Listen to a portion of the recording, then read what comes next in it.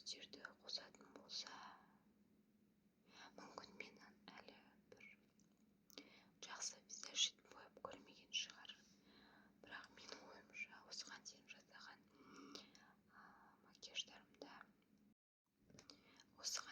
жасаған макияждарымда маған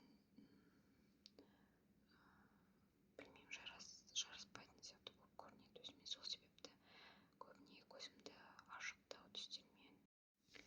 ашықтау түстермен боятамын, немесе өзімде солай білінер білінбес бояймын, немесе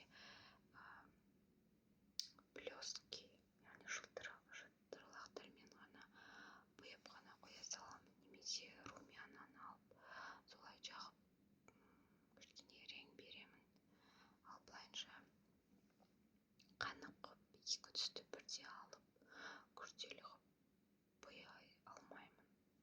Және мен өз ойымша маған ондай жараспайды. Маған жасыма жас қосып көрсететін сияқты солай көрінеді. Енді көрсететін болсам, менде өзі 2 палетка. Менде бірінші палетка ол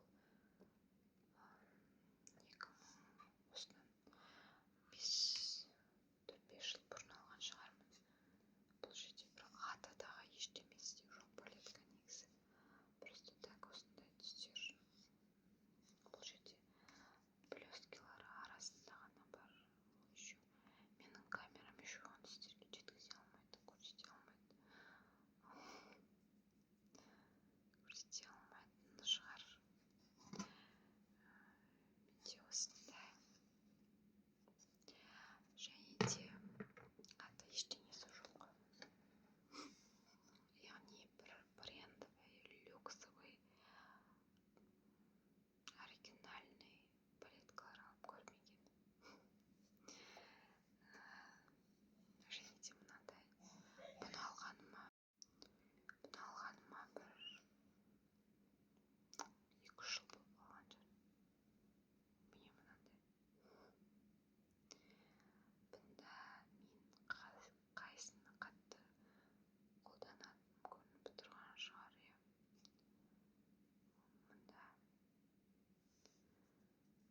блески көрінеді ма?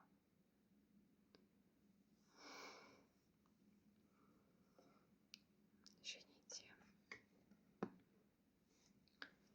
мен сіздерді аздап қана осы түстермен бояп көргім келеді.